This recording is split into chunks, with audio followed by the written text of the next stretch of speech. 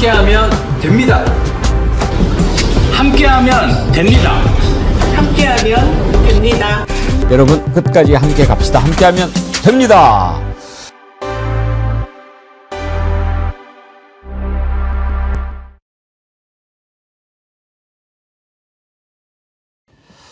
여러분 안녕하십니까, 백운기입니다. 오늘 한덕수에 대한 구형이 나오는 날입니다. 내란 특검이 기소한 사건 가운데 가장 먼저 심리가 마무리됐습니다. 구형에 앞서서 내란 단죄의 의지를 갖고 속도감 있게 재판을 진행한 이진관 부장판사에게 경의를 표합니다. 여러분은 특검의 구형 얼마나 예상하십니까? 형법 87조에는 내란 주요 임무 종사자에 대해서는 사형, 무기징역 또는 5년 이상의 징역이나 금고에 처한다고 되어 있습니다. 저는 특검이 사형을 구형해야 한다고 생각합니다. 왜냐하면 한덕수는 단순히 내란 주요 임무 종사자가 아니라 제2의 내란 수괴이기 때문입니다. 윤석열 탄핵 이후 그가 보인 행동을 보면 제2의 내란을 실행한 것 아닙니까? 혼란을 틈타서 한동훈과 짜고 정권을 말아먹으려고 했고, 조희대, 권영세, 권성동과 짜고 다시 대권을 잡아서 윤석열을 연장하려고 했던 것, 이게 내란이 아니고 무엇입니까? 특검이 이 부분을 제대로 밝혀내지 못한 것 매우 아쉽습니다. 이 땅에 다시는 저런 자들이 나타나지 못하게 사형을 구형하고 사형을 선고해야 합니다. 생방송 백운계 정치 1번지 출발합니다. 예, 정어리몰에서 또 새로운 상품 준비했죠. 아구찜, 스트레스가 확 풀리는 아구찜입니다. 여러분들 기분 날씨 고려해서 정어리몰이 얼큰 칼칼 시원 밥도둑 아구찜 준비했는데요. 요즘 아구 가격이 좀 올랐다고 그러는데 정어리몰이 포항까지 직접 내려가서 협상을 잘해서 그 전의 가격으로 이렇게 준비를 했습니다. 맛있게 드시기 바랍니다. 아구찜은 드시고 이것도 그리고 엄청 살이 많아요. 일반 식당에서 먹는 그건 좀 일반 식당 맛있기는 한데 그냥 너무 콩나물 많죠. 맛있게 드시고 볶음밥까지 해서 드시면 완벽한 한 끼 될 겁니다. 그리고 지금 황금향도 여러분들이 많이 사랑해 주고 계시는데요. 정말 이것도 크기에 따라서 많은 것은 작지만 여러 개 들어있고 큰 것은 또 몇 개, 한 10개 정도 뭐 들어있기도 합니다. 그런데 4.5kg이니까 이거 하나 드시면 비타민 완전히 섭취하실 수 있을 겁니다.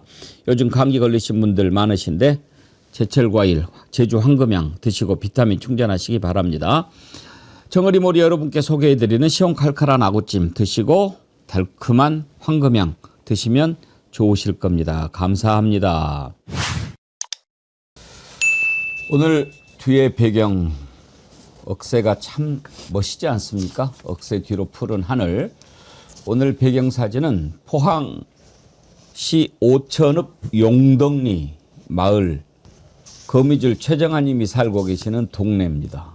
예, 참 근사한 동네에 살고 계시군요. 거미줄 최정아 님, 멋진 배경 사진 감사드립니다. 오늘은 방송 시작 전부터 이렇게 슈퍼챗 보낸 분들이 많이 계시네요.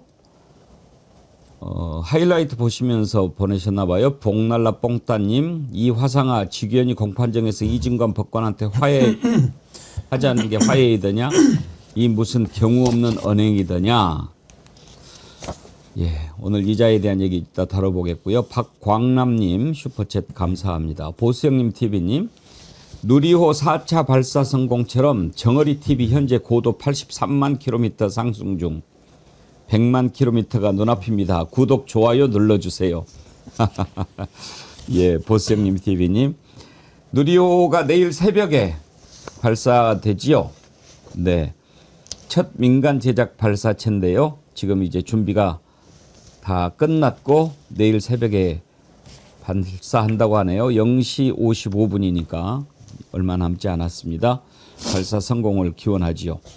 헬로우님 정규회원 가입해 주셨는데 진심으로 감사드립니다. 여러분 정어리TV 사랑하시는 방법 아시죠? 구독, 좋아요 눌러주시면 우리 정어리TV 사랑하시는 방법입니다. 혹시 아직 구독 안 누르신 분들은 꼭 눌러주시고 좋아요도 구독 누를 때 같이 눌러주시기 바랍니다. 오늘 함께 하실 세 분 패널 소개합니다. 장윤미 민주당 대변인님 어서 오십시오. 네, 안녕하세요. 신인규 정당 바로 세우기 대표님 함께합니다. 네, 안녕하세요. CBS 이정주 기자님 반갑습니다. 네, 반갑습니다. 네. 오늘 한덕수에 대한 공판, 결심 공판이라고 하지요. 되게 장윤미 변호사님, 네. 결심 공판 때 구형을 같이 합니까? 맞습니다. 결심이라는 건 그 신급을 결론 내린다라는 거라서 선고 직전의 마지막 공판을 결심 공판이라고 칭하는 것이고요. 이때는 기본적으로 검찰로서는 구형을 하게 되고 의견 개진도 하는데 그에 앞서서 변호인의 최후 진술 그리고 최후 변론이 있고요. 나머지는 이제 피고인의 본인과 관련한 최후 진술이 있습니다. 보통의 사건 같은 경우에는 변호인의 최후 변론도 비교적 짧고 당사자가 이제 판사 앞에서 본인 항변을 하는 것도 기간이 5분을 초과하는 경우도 많지는 않은데 오늘 있을 한덕수 전 총리의 공판에서는 한 거의 2시간 정도를 예정하고 있다고 해서 상당히 이제 피고인 신문도 길었는데 본인의 최후 변론도 굉장히 길게 가져갈 예정입니다. 지난번 이주관 부장판사가 바로 이 앞번 재판 때 정리를 하는 걸 보니까 일단은 뭐 1시간 반 정도 했다가 2시간 얘기하니까 그러면 뭐 특검 측도 2시간 그렇게 해서 먼저 특검 측에서 2시간 그다음에 변호인 측에서 2시간 이 정도 하고 그다음에 최후 진술은 얼마나 할까요? 뭐 그러니까 뭐 그때 한덕수가 좀 당황한 것 같아요. 벌써 구형한다고? 한참 갈 줄 알았던 모양이죠. 그게 뭐 별로 많이 안 걸리겠죠. 뭐 그렇게 이야기를 하던데 그러면 10시에 시작이니까 2시간 점심도 있고 12시, 2시, 3시, 한 3시 반에서 4시쯤? 그 정도 구형이 나올까요? 그렇죠. 이제 오늘 검찰에서 이제 특검에서 이제 구형을 할 텐데 뭐 아마 한덕수 피고인 입장에서는 굉장히 좀 당황스러울 겁니다. 왜냐하면 불구속 재판임에도 불구하고 지금 구속 재판보다 훨씬 더 빠르게 이진관 재판장이 아주 질서정연하게 또 엄정하게 법 적용을 하고 있기 때문에 아마 좀 당황을 한 것 같고요. 무엇보다 지금 이 범죄 혐의 자체가 너무 중합니다. 그러니까 헌법 질서를 파괴하고 붕괴시키려고 했던 윤석열의 친위 쿠데타에 가담한 내란 주요 임무 수행자 혐의이기 때문에 우리 법정형에는 뭐 사형, 무기징역 또 5년 이상의 징역으로 다 규정이 되어 있습니다만은 저는 검찰에서 대한민국의 이 역사를 바로 세우는 그 각오를 가지고 저도 법이 허용하는 가장 중형을 저는 선고하는 것이 맞다라는 생각이 들고 다만 이제 현실적으로 어떤 선고 형량이 나올 거냐라는 것은 이제 양형 기준표도 있고 또 여러 가지 참작할 사안들을 고려해서 아마 이진관 재판장이 최종적으로 할 거기 때문에 저는 이 사건이 내란과 관련된 최초 지금 선고 사례이기도 하고 하는 차원을 고려해 봤을 때 저는 가장 좀 엄정하게 좀 처리될 필요가 있겠다라는 생각이 듭니다. 이정주 기자님 오늘 구형 공판도 중계합니까? 오늘은 녹화 중계. 녹화 중계. 네, 하고요. 나중에 이제 푼다고 하더라고요. 네, 생중계는 안 하는데 그 한덕수 그러면은 녹화로 하면 네, 전 과정은 다 볼 수가 있나요? 전 과정 다 볼 수 있어요. 네. 근데 이 부분은 그 한덕수 전 총리 쪽 초반에 대응 쪽 얘기 들어보면 그 계엄이 바로 발생하고 나서 그 비서실장 한 만났었거든요.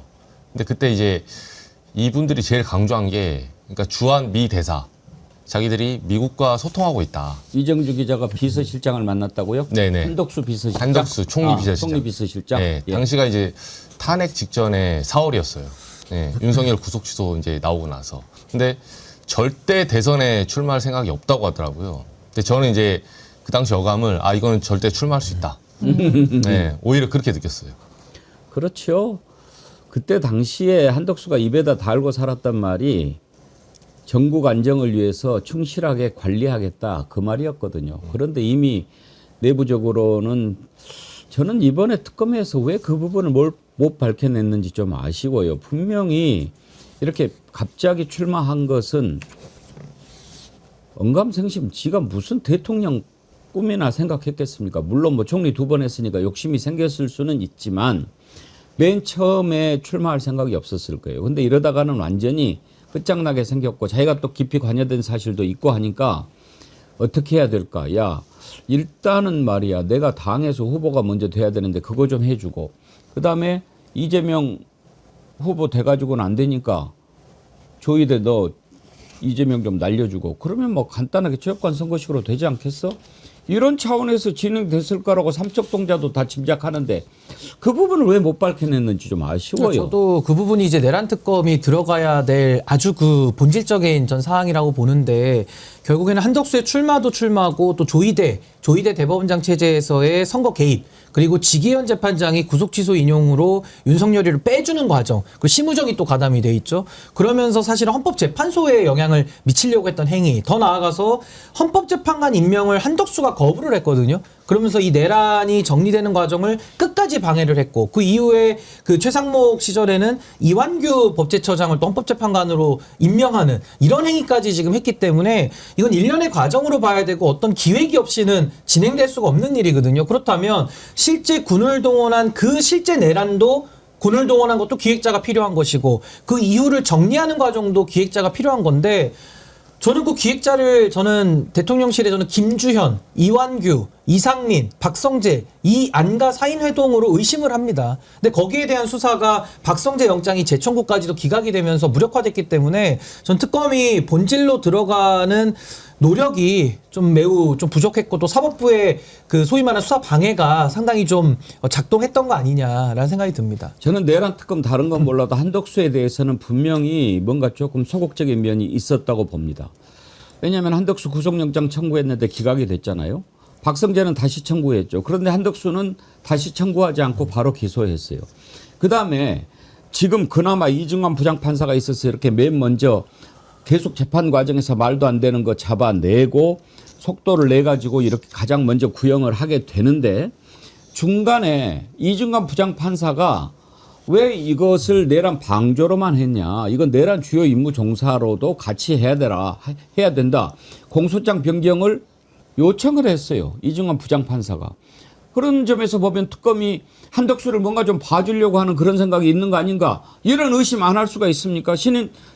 장유미 변호사님 어떻게 보세요? 그런데 이게 내란 방조보다는 내란 주요 임무 종사 같이 보면은 이거 주요 임무 종사가 방조니까 주요 임무 종사가 훨씬 좀 강한 어감을 주는데 이 형량을 보면 방조라는 건 기본적으로 주범의 이 범행을 용이하게 하고 좀 수월하게 했다라는 거라서 사형 무게가 있는 부분에 그 법률상 감경만을 하게 되면 형은 훨씬 좀 높기는 합니다. 그래서 특검에서 처음에 구속도 이 법정형 자체가 높으면 이 도주 우려나 증거인멸의 가능성도 높다라고 하니까 한덕수는 정권의 2인자라서 이 내란의 수괴가 있고 내란의 수괴에 가장 붙어 있는 주요 임무 종사보다도 더 혐의가 짙은 방조로 같이 넣은 것 같은데 이게 법리 구성상 그러면 애초부터 사실 모의하고 준비하고 했을 때부터 한덕수가 관여하고 같이 작당 모의를 했다라는 게 밝혀져야 되는데 그런 건 아니거든요. 사후적으로 이 부분을 방치하고 그대로 흘러가게 두고 그런 부분에 대해서 재판장이 그러면 방조가 더 형은 높으니까 내란 방조를 주의적으로 그러니까 1차적으로 그냥 두고 예비적으로 혹시 방조가 인정 안 되면 주요 임무 종사로라도 들여다볼 수 있게 공소장을 변경해라라고 했고 그거는 저희가 실무할 때도 판사가 공소장 변경을 명하면요. 이거는 자기가 유죄의 심증을 어느 정도 갖고 있다는 거예요. 아니면은 이거를 공소장 변경하라고 할 필요조차 없거든요. 그래서 아마 흘러가는 추이로 보면은 내란의 방조는 앵커님 말씀하신 대로 인정이 안 될 가능성 좀 있고 주요 임무 종사로 처벌을 받게 될 것으로 보입니다. 그러니까 저는 이게 지금 한덕수의 책임이 너무나도 무거운 것이 지금 이제 12월 3일이면 내란 1년이 되거든요. 근데 지금까지도 이 대한민국 사법부 안에서도 이 내란과 관련된 의심을 받는 사람들이 떵떵거리고 법복 입고 지금 재판하고 있어요. 그러니까 정리가 하나도 되지가 않고 특검에서 어떤 영장 청구를 해도 법원이 기각을 하면서 엄호를 하고 있는 이런 상황이거든요. 그러면 이 상황을 누가 초래했냐. 윤석열이야 내란 주범이니까 이제 정리한다고 치고 그 다음에 정리할 책임은 한덕수 총리에게 있는 겁니다. 그게 권한대행 자리 주는 거 아닙니까? 근데 권한대행이 정신 나간 짓을 해서 대선에 출마를 해요. 심판이 선수로 뜁니다. 그러니까 저는 지금 이 한덕수 입장에서 내란 종식을 지금까지 적극적으로 권한을 가지고 방해해온 사람인데 그럼 한덕수가 그 내란 정리를 왜 방해했을까를 우리가 생각해 본다면 내란에 가담되어 있기 때문에 자기 문제를 방어하기 위해서 윤석열을 지켜준 것이고 내란 정리가 지금까지 안 되도록 역할을 한 거 아니냐. 그러니까 전 이진관 재판장의 그 유죄의 심증에 대해서 전 국민이 그 생각을 갖고 있기 때문에 정말 보나마나 이건 유죄가 확실하고 저는 가장 중형이 선고돼서 좀 경종 울려야 된다. 전 그렇게 생각합니다. 오늘 제가 특검의 구형 앞두고 특검을 좀 이렇게 몰아붙이는 이유는 오늘 구형 잘해야 됩니다. 물론 구형한 대로 선고하지는 않습니다. 또 구형보다 높은 선고를 하기도 하지요. 우리가 지난번 대장동 사건도 보지 않았습니까? 그러나 아무래도 구형의 영향을 받을 수밖에 없는 게 재판장인데 일단 지금 한덕수한테 적용된 죄목은 내란 주요 임무 종사 아닙니까? 형법 제87조의 내란 관련된 부분 한번 보시죠. 대한민국 영토의 전부 또는 일부에서 국가 권력을 배제하거나 국헌을 문란하게 할 목적으로 폭동을 일으킨 자는 다음 각 호의 구분에 따라 처벌한다. 1. 우두머리는 사형, 무기징역 또는 무기금고에 처한다. 지금 내란 우두머리는 윤석열이죠. 윤석열에게 적용되는 건 세 가지밖에 없습니다. 사형, 무기징역 또는 무기금고. 그리고 이제 내란 주요 임무 종사가 한덕수 케이스인데 모의에 참여하거나 지휘하거나 그 밖에 중요한 임무에 종사한 자는 사형, 무기 또는 5년 이상의 징역이나 금고에 처한다. 살상 파괴 또는 약탈 행위를 실행한 자도 같다. 그리고 이제 부하 수행한 경우에는 5년 이하 징역이나 금고 이렇게 형법에 규정이 돼 있는데요. 일단 한덕수는 내란 주요 임무 종사 중에서도 최고 우두머리급 아닙니까? 그래서 사형까지 선고받을 수 있습니다. 일단 이자에 대해서 사형 구형해야 되지 않겠습니까? 제가요 이 87조를 찾아보면서 그 챗GPT보다는 요즘 제미나이가 좀 더 정확하다고 그래서 제미나이에 물어봤어요. 한덕수 구형 어떻게 예상하냐? 그랬더니 제미나이가 이렇게 예상을 했어요. 요청하신 내란 주요 임무 종사자 형량 한덕수 전 국무총리 구형 예상에 대해 안내해 드립니다. 한덕수 전 총리는 당초 내란 우두머리 방조 혐의로 기소되었으나 공판 과정에서 내란 주요 임무 종사 혐의가 적용되었습니다. 내일 그러니까 어제 제가 물어봤으니까요. 결심 공판에서 특별검사팀의 구형이 예정되어 있으며 내란 관련 혐의에 대한 첫 구형이라는 점에서 큰 주목을 받고 있습니다. 적용 혐의 형법 87조 제2호 내란 주요 임무 종사 혐의 법정형 사형 무기 또는 5년 이상의 징역 금고 구형 예상 법조계 등에서는 공소장 변경으로 혐의가 중해진 점 등을 고려하여 특검이 최소 15년 이상의 유기징역을 구형할 가능성이 높다고 예상하고 있습니다. 다만 구형량은 특검의 판단에 따라 달라질 수 있으며 재판부의 최종 선고는 내년 1월경 나올 예정입니다. 재미나이 대단하죠? 아니 너무 대단하고요. 저도 이제 챗 GPT나 이런 이 AI한테 물어보는데 상당히 정교하고 정확해서 크로스 체크를 할 때도 있고 왜냐면 어떨 때는 되게 없는 범조문이 있는 것처럼 알려줄 때도 있는데 이미 공론화가 되고 이런 거에는 거의 오차 범위가 적더라고요. 말씀 주신 대로 저희가 이제 그 시험 공부할 때도 이게 되게 어려워요. 이 형량이란 걸 몇 년형을 이제 선고할 건지 그래서 법정형이 있고 처단형이 있고 이제 선고형이 따로 있는데 이 한덕수 씨 같은 경우에는 해보면 10에서 50년까지 선고가 가능하다라고 하더라고요. 이제 사형 무기가 있지만 방조면 또 장량 감경이 되고 이제 감경이 되고 하면 20부터 50. 하여튼 계산을 하면 10부터 50인데 검찰도 그냥 구형하는 게 아니라 일반 범죄는 구형표가 있다고 하더라고요. 검사하셨던 분들 여쭤보면. 그런데 내란이란 건 원체 이게 통상적으로 보기가 어려운 거라서 아마 거기에 대해서도 정무적, 정치적 고려가 특검에도 있을 거고 10에서 50 사이에 한 이제 말씀 주신 대로 이 재미나이가 얘기한 대로 15년 최소 이상은 구형은 최소한 나올 거다 이런 생각이 듭니다. 재미나이는 일단은 직위원보다는 나아요. 그러면 지금 이제 제가 읽어드리니까 많은 분들이 에게 이렇게 얘기하시는데 15년 이상 이렇게 지금 재미나이는 답을 했고요. 먼저 장윤미 변호사님 오늘 특검 구형 네. 예상 한번 해보시죠. 저는 이게 이제 그 산정을 해보면 10에서 한 50년까지 선고가 가능한 걸로 이제 전제를 하고 했을 때 이 사람은 2인자였어요. 그리고 자기가 거짓말을 아주 뻔뻔하게 했습니다. 뒷주머니에 꽂혀 있었다고. 이게 CCTV가 없었으면 발각되지 않았으면 그 거짓말 저는 이어갔을 거라고 봅니다. 이건 반성하는 태도도 아니에요. 그리고 본인이 말렸다라고 하는데 이상민이랑 둘이 집무실 들어가가지고 한 15분 이상을 얘기하는데 무슨 얘기했냐. 왜냐하면 주요 임무 종사 중에 단전단수하고 언론사 다 잡돌이하고 성관이에 막 보내고 그랬던 사람이랑 같이 그 위중한 시기에 15분 이상을 얘기를 하면서 기억이 나지 않는다고 지금 이 순간에도 얘기를 하고 있어요. 그리고 계엄이 끝나고서는 그러면 그걸 해제하고 막는데 본인이 막 그리고 정상국가를 회복해 나가는데 일조했습니까? 아니요.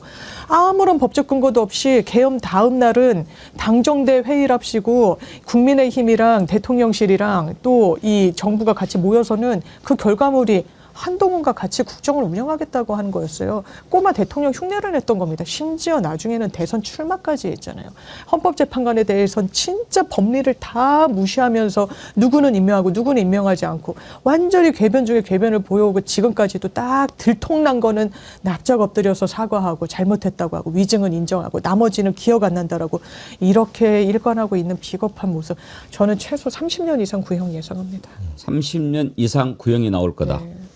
신인기호 대표님 구형 얼마나 예상하십니까? 그러니까 저는 이제 한덕수 같은 경우에 위치를 좀 봐야 되는데 우리가 축구팀의 비유를 하면 이제 구단주는 국민들이고 그리고 이제 감독이 아마 대통령일 겁니다. 윤석열 감독이고 한덕수가 이제 수석 코치죠. 네, 수석 코치고 뭐 김용현이나 이상민이나 박성재는 아마 뭐 미드필더나 아마 공격수나 수비수 뭐 요 정도 될 겁니다. 실제 뛴 것이죠.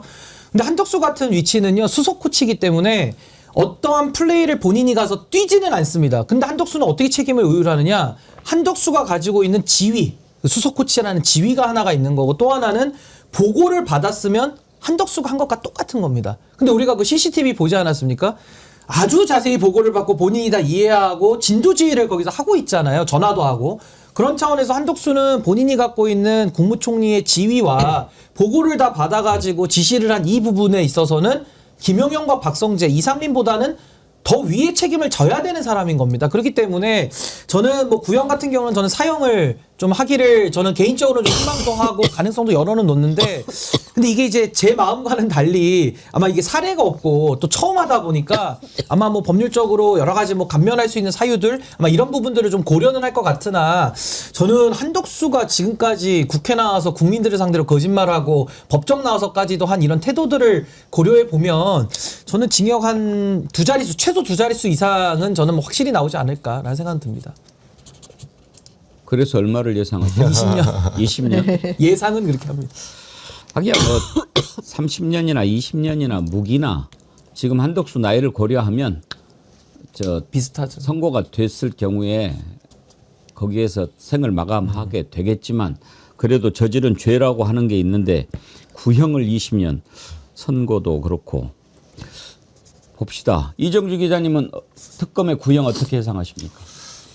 저는 무기징역 예상. 예. 그 이유는 이게 지금 내란죄에 대한 처단은 처음이라서 판례가 없는 건 맞아요. 근데 그 범단이라고 하죠. 범죄 조직 단체죄.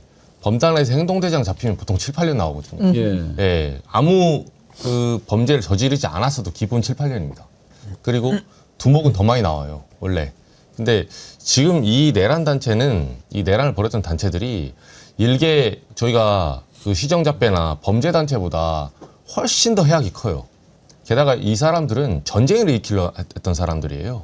그러니까 필요하면 최소한 안보 위기 그리고 최대치는 노아의 방주 만들어서 탈출하려던 사람입니다.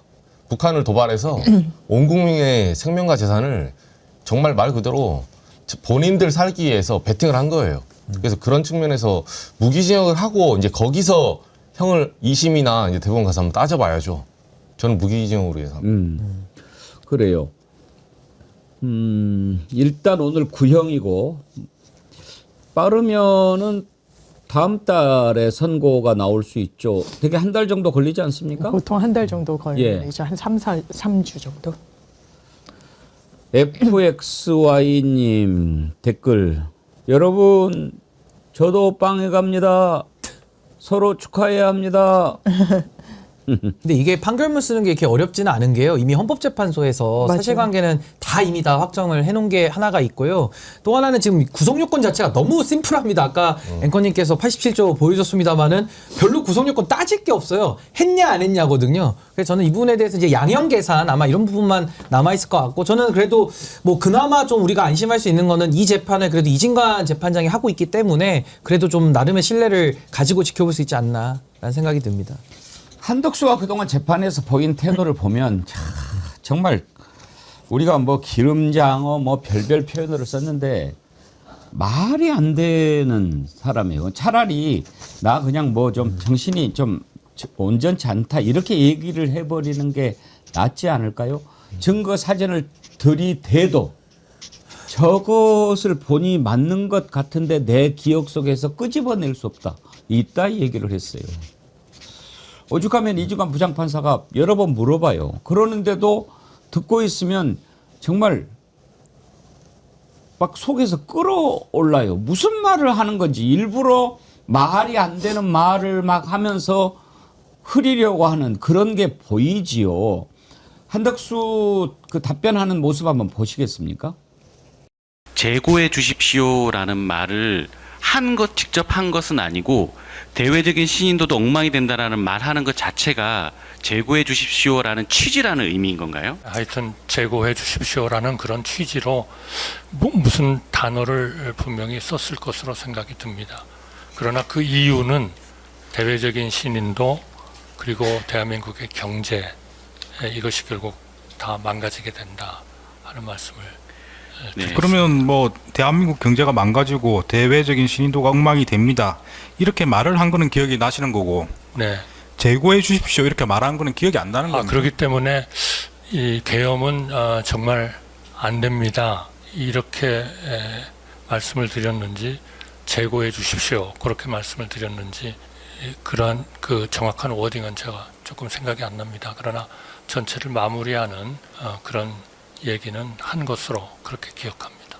피고인이 수사기관에서 7번이나 조사를 받으시는 중에는 왜 지금처럼 말씀하신 이 부분에 대해서는 진술을 전혀 하지 않고 반대라는 단어도 직접 사용하지도 않았다라고 진술을 하셨던 건가요? 그 제가 얘기한 우리 경제와 대외 신인도에 대한 그러한 그 영향은 재판장님이 가끔 지적을 해주십니다만 우리 국민들의 민주주의 또 국민들의 그러한 그 삶 이런 것에 대해서 엄청 중요한 우리나라의 중요한 몇십 년 동안에 우리가 쌓아왔던 그런 것들을 보여주는 하나의 상징적인 또 실질적인 그러한 일들이 아닌가. 따라서 그것이 영향을 받고 잘못된다고 하면 그건 우리나라로서는 절대로 해서는 안 되는 그러한 일이다. 따라서 그거는 굉장히 강력한 반대의 뜻이다. 저는 그렇게 생각합니다. 질문에 대답을 하시기 바랍니다. 질문은 그걸 물어보신 게 아닌 것 같고 조사 과정에서 왜 반대했단 말을 안 했냐 이걸 물어보신 거 아닌가요? 그때는 여러분들이 반대 그 자체 용어를 썼느냐 하는 그런 질문이었던 것으로 저는 기억합니다. 에라 이런 생각밖에 안 들지요. 저게 뭡니까? 오죽하면은 너 그 말이 아니잖아. 이렇게까지 지금 지적을 하지 않습니까? 이주관 부장. 우리가 이제 그 횟감 찍어 먹을 때 그 참기름인가요? 기름 찍어 먹는 그 기름이 떠오를 정도로 굉장히 미끌미끌한데 그거를 아까 특검도 그렇고 이진관 재판장이 질문의 핵심으로 또 잡아주니까 또 이게 또 그 검증이 되지 않습니까? 그러니까 저는 한덕수의 저런 미끌거리는 이 행태에 대해서 이제 국민들이 정말 진절머리가 날 만큼 정말 비겁하고 비열하다라는 생각이 들고요. 그리고 저는 한덕수 같은 경우는 가장 본인이 확실하게 저항할 수 있는 방법이 있었어요. 본인이 국무총리 아닙니까? 그럼 본인이 직을 던지거나 아니 부서를 안 해버리면 되는 거거든요. 근데 본인이 거기서는 다 협조하고 비겁하게 행동을 했으면 책임이라도 같이 지든지 뻔뻔하게 국민들 앞에서 무슨 감히 국민들의 삶을 한덕수 입에 올립니까? 전 국민들 앞에 생중계가 되고 있는 이 상황에서 저는 정말 참 양심이 없는 사람이구나. 근데 어떻게 저런 자가 대한민국에서 국무총리라는 직을 2번이나 수행을 했는지 좀 그 부분이 좀 참담합니다. 차라리 네. 정상 참작을 원한다면 지금 네, 하고 네. 있는 말을 저런 식으로 씹어릴 게 아니라 네, 네. 지금 와서 생각해 맞습니다. 보니 맞습니다. 네. 만약에 계엄을 하면 나라의 신인도가 떨어지고 엄청난 문제가 있을 수 있기 때문에 바짓가랭이를 잡고라도 말렸어야 되는데 그때 못해서 너무 한스럽다. 이렇게 얘기를 해야지. 당시에 그렇게 얘기를 하지도 않아 놓고 마치 한 것처럼 네, 그거 네, 했냐고 그랬더니 네. 한 것 같기도 하고 안 한 것 같기도 네. 하고 이러는 거 아니에요. 왜 그러냐면요. 그러니까 기본적으로 저희가 증인 신문했을 때 A라고 물었을 때 막 다른 얘기를 하는 사람들은 거의 그 답변을 하기가 어렵거나 곤란하거나 하기 싫어서 그런 경우가 있어요. 특검이 마지막에 질문한 게 핵심 내용인데 그거예요.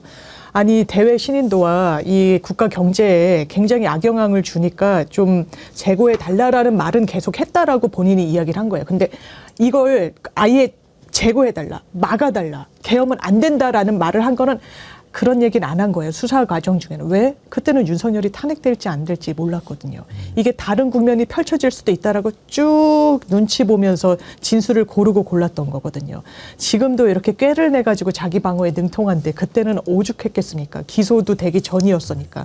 그러니까 내가 반대를 했다는 뉘앙스는 풍기면서 또 완전히 계엄을 반대했다는 말은 안 한 거예요. 그리고 실제로 아마 안 했기 때문에 그랬을 겁니다. 그러면서 줄타기를 했는데 이제 와서는 안 되겠거든요.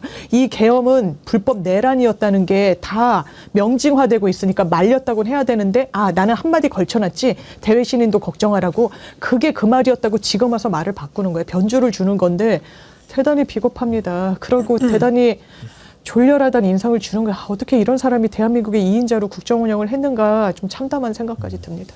법정에 나와서 저렇게 말을 하고 사실은 이제 혹시 어제 자세히 보셨는지 모르겠습니다만 저는 저 재판을 좀 유심히 들여다봤는데 한덕수에 대해서 신문하기 전에 특검이 신문을 하는데 상당히 많은 시간을 확인하는데 소요하더라고요.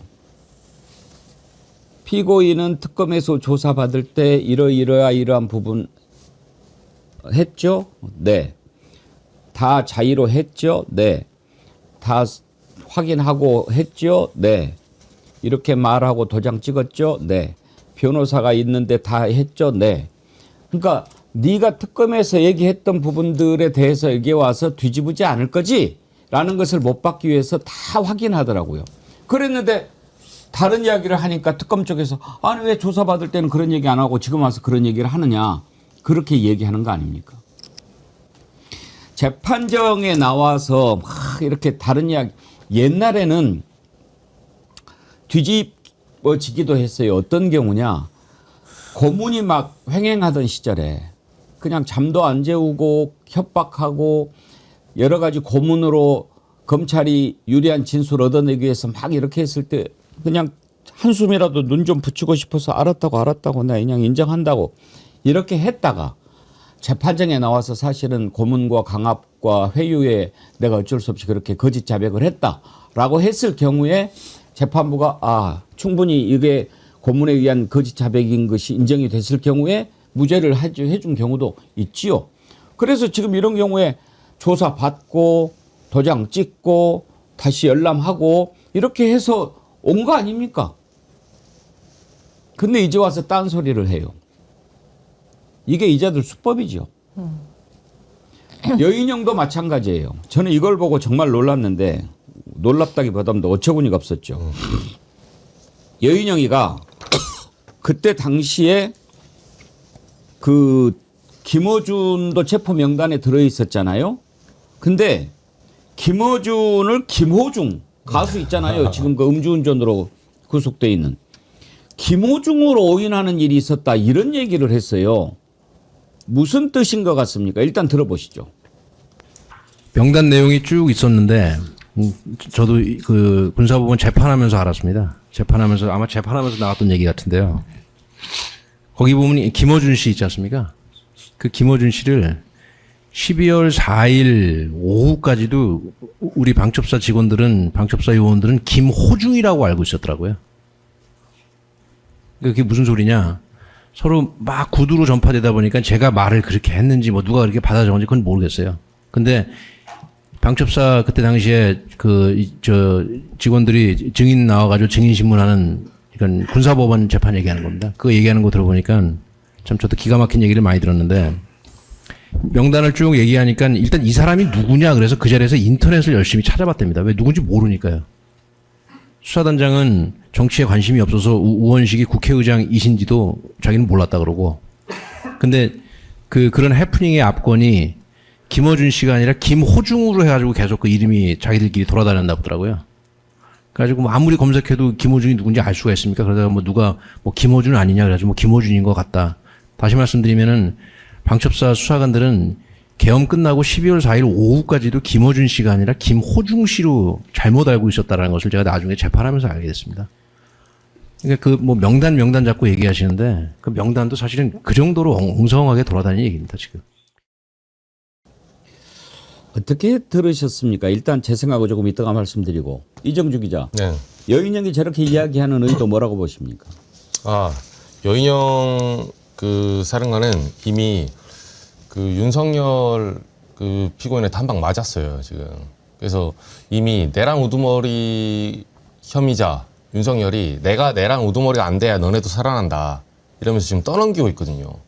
이전 재판을 보면 나는 국회 가라고 하지 않았다. 나는 뉴스공장 가라고 하지 않았다. 이런 식으로 저거는 방첩사령관이 알아서 한 거다. 떠미니까 본인도 이제 저 어떤 메모나 이게 신빙성이 없다고 주장하는 건데 저게 말이 안 되는 거는 그날 결국은 뉴스공장 충정로에 군인들이 출동을 했습니다. 네. 본인은 뭐라 하는지 몰라도 김호중을 찾았는지 뭔지 모르겠는데 정확하게 장소를 찍어서 갔어요, 결국은. 그러니까 저게 설명이 안 되는 거예요.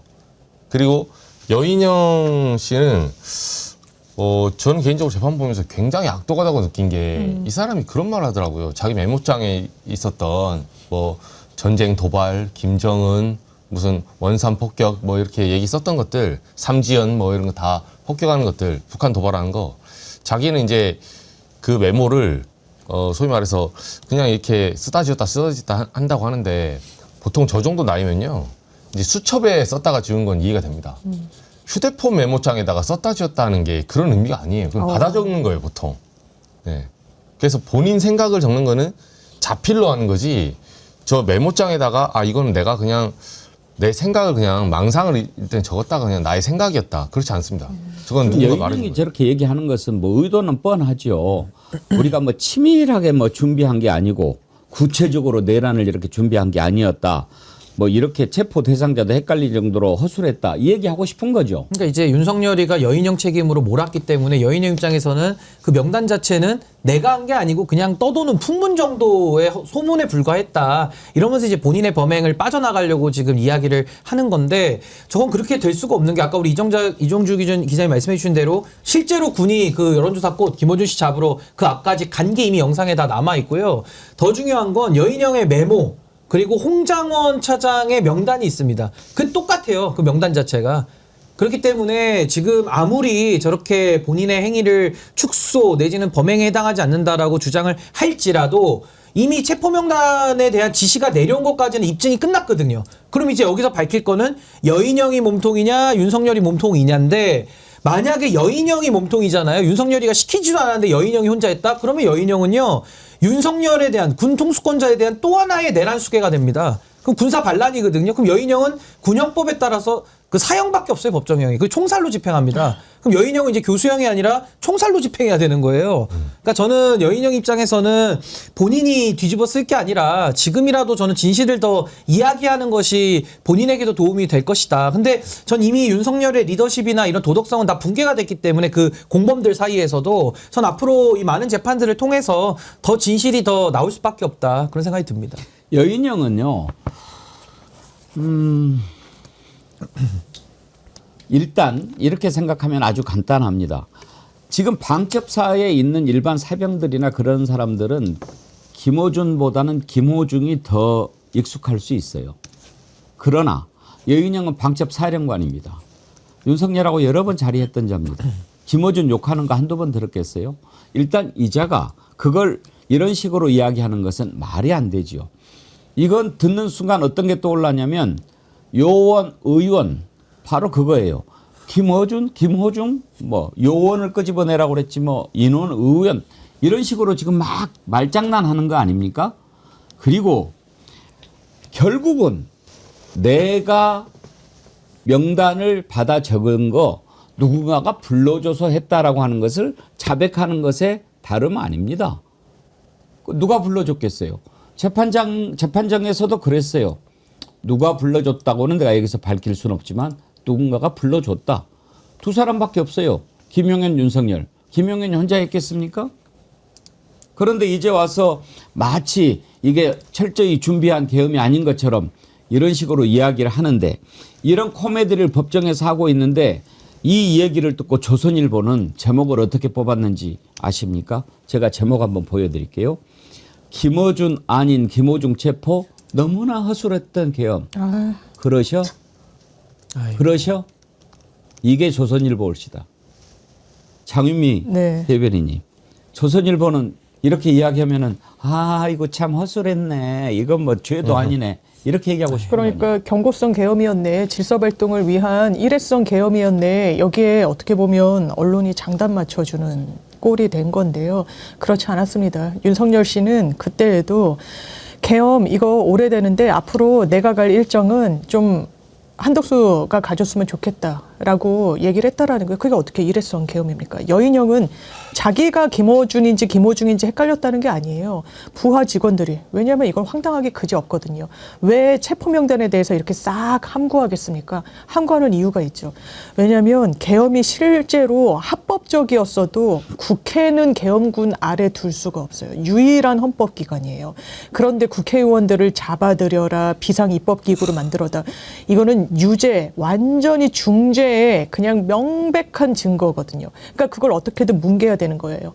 그러니까 윤석열이 뭐라 그랬습니까? 그 전기일에 홍장원 차장 나왔을 때 여인형 이놈 수사에 시옷도 모르는 놈 이렇게 얘기를 했어요. 왜냐하면 자기 면책되려고 그 책임을 여인형한테 뒤집어 씌우려고요. 어떻게 여인형이 자기 머리로 우원식 이름도 잘 모른다는 김어준 그걸 씁니까? 그건 누가 머리에서 나온 겁니까? 윤석열 머리에서 나온 거예요. 아니면 이름도 잘 모르는 사람을 어떻게 체포조례 명단에 올리고서는 실제로 그 현장에 나갈 수가 있습니까? 그러니까 홍장원 차장이 일갈했죠. 피고인 윤석열을 지칭한 겁니다. 피고인 지금 본인 잘못 부하 직원한테 떠넘기는 겁니까? 아무 소리도 못하는 거예요. 왜? 지금 떠넘기고 있으니까요. 그런데 여인형은 지금도 정신을 못 차리고 이 체포 명단에 대해서 부하 생각하면 눈물이 난다고 눈물을 훔치면서 윤석열을 두둔합니까? 부끄러운 줄 알아요. 근데 이게 경고성 계엄이라는 거는 좀 토론할 값어치가 없는 게 대한민국 법체계에 경고성 계엄이라는 것 자체가 없어요. 계엄을 하면 계엄이고 아니면 아닌 겁니다. 아니 마치 제가 신호 위반 카메라가 잘 작동되는지를 제가 테스트하기 위해서 위반했다 이렇게 하면 말이 됩니까? 그러면 과태료 빼줄 겁니까? 그게 아니잖아요. 결국에는 위반을 했냐 안 했냐를 묻는 것이고 경고성 계엄이라는 것은 말 그대로 계엄을 일으킨 자들이 만들어낸 개념일 뿐만 아니라 본인들의 책임을 지금 면하겠다는 비겁한 변명에 불과한 거거든요. 근데 어떻게 조선일보라는 저 레거시 언론에서 그걸 정당화를 시켜줍니까? 이게 정의에는 중립이 없듯이 내란에는 중립이 없는 겁니다. 저렇게 조선일보가 판 깔아주고 저렇게 하면요. 결국은 내란 세력 방조하고 있는 거예요. 방조신문입니다 지금. 정말 참담함을 느끼면서 이 경고성 계엄이란 얘기 자체는 말이 성립하지 않는 걸 가지고 이제 공론장에서 참 이야기를 한다는 것 자체가 이것도 이제 아마 제 기억에는 홍준표 씨가 먼저 시작한 걸로 제가 알고 있는데 해프닝 개념에 대해서 말 같은 소리를 좀 해라라고 좀 답변을 주고 싶습니다. 김어준, 김호중 무슨 이런 말장난을 하고 하여튼 어떻게 이 자들은 바이든 날리면에서 한 치도 벗어나질 않습니까? 딱 그 수준이에요. 수준이 딱 유치한 거기라서. 수준. 거짓말로 국민 속이려 드는 수준. 아니 그때도 날리면 바이든 하다가 안 되니까 조경태 의원 같은 사람이 발리면이라고 막 삼자적인 의견도 내고 그러니까 말장난이거든요. 한 처음부터 끝까지. 그러니까 지금도 이 말장난으로 이 어마어마한 헌법 붕괴, 헌법 파괴 행위를 덮고 넘어가려는 의도 자체가 정말 국민 알기를 우습게 아는 거죠. 윤석열이는 그 우리가 재판하는 과정에서 보면 사악하면서도 미련하게 사악하죠. 그러니까 무슨 말을 하면 사람들이 들을 때 그럴 수도 있겠네? 뭐 이렇게 좀 들어야 그게 영리하게 사악한 거죠. 그런데 그걸 말이라고 하고 있냐? 꼭 이렇게 들리게 해요. 아주 그러면서 집단에는 이게 먹힐까라고 생각하는 거죠. 좀 미련하게 생각한 그러니까 이게 것 같아요. 한동훈, 이준석 부류랑 윤석열이 좀 달라요. 그러니까 중독인 건 똑같은데 좀 다른 게 이준석, 한동훈 부류는 그럴싸하게 사기라도 치면서 속이거든요. 근데 윤석열 같은 경우는 사기꾼도 못 되는 겁니다. 이런 자는 그냥 내란 수괴일 뿐이고 그냥 멍청한 거죠. 그냥 아무것도 할 수 없는 본인의 미련함과 사악함을 동시에 드러내주는 사례 아니냐. 매우 드문 케이스입니다. 제가 볼 때는. 윤석열이가 재판 과정에서 보인 태도 참 엉망이었죠. 출석 안 하고 결국은 이중환 부장판사가 세게 안 나왔으면 계속 버텼을 거예요. 그런데 이제 하다 보니까 뭐 제가 보기에는요. 뭔가 바로 잡아 보려고 나온 게 아니에요. 그냥 말하고 싶어 죽겠는 거야. 그냥 가만히 있지 못하지.